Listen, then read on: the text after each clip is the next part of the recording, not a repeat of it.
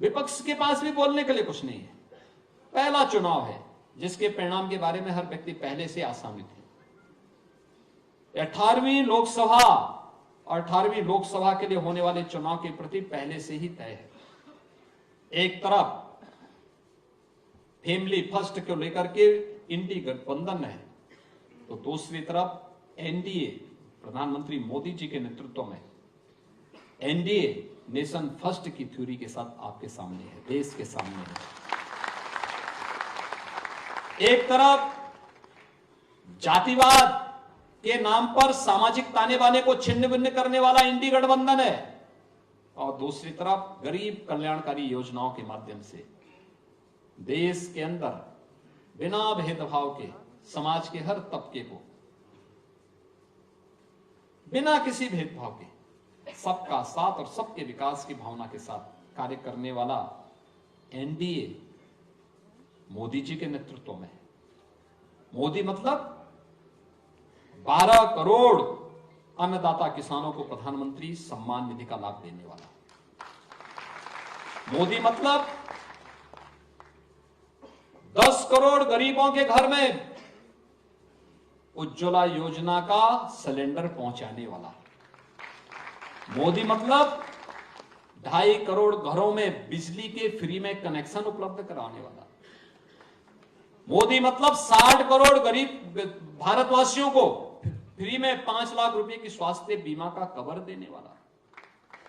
मोदी मतलब 50 lakh street vendor को PM Svanidhi योजना के साथ जोड़ने वाला।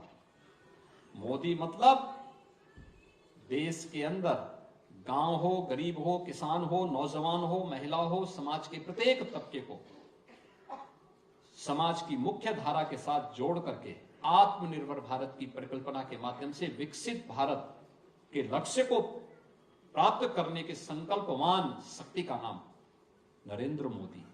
और मोदी जी के नेतृत्व में हम इस संकल्प को पूर्ति के माध्यम बने, हम भी इस संकल्प के साथ जुड़े। पहले दंगे होते थे, आज दंगा नहीं है।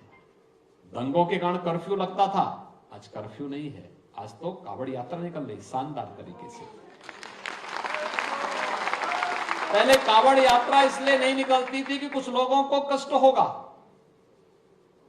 कुछ लोगों को कष्ट होगा।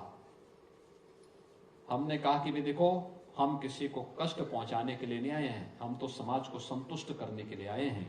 और समाज की संतुष्टि यह है कि आस्था का सम्मान होना चाहिए, भारत की सनातन आस्था का सम्मान होना चाहिए, और आस्था का सम्मान कावड़ यात्रा से होगी।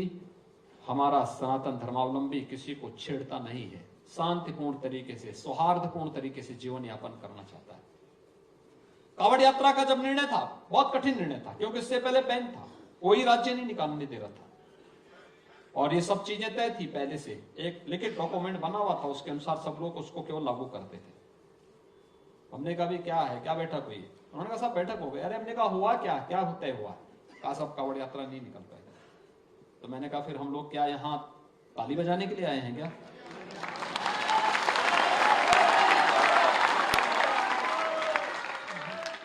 हम यहाँ भजन गाने के लिए नहीं आए हैं, भजन गाने के लिए हमारा मठ है, हमें जब गाना होगा मठ में जाएंगे। शासन में आए हैं तो शासन दमदार तरीके से चलेगा, और उस दमदार तरीके से चलाना सिखाएंगे। जिसको काम करना होगा हमारे साथ काम करेगा, जिसको काम नहीं करना होगा वो छुट्टी लिख के दे, मैं भी सैंक्शन करता हूं, जीवन भर के लिए छुट्टी कर दूंगा।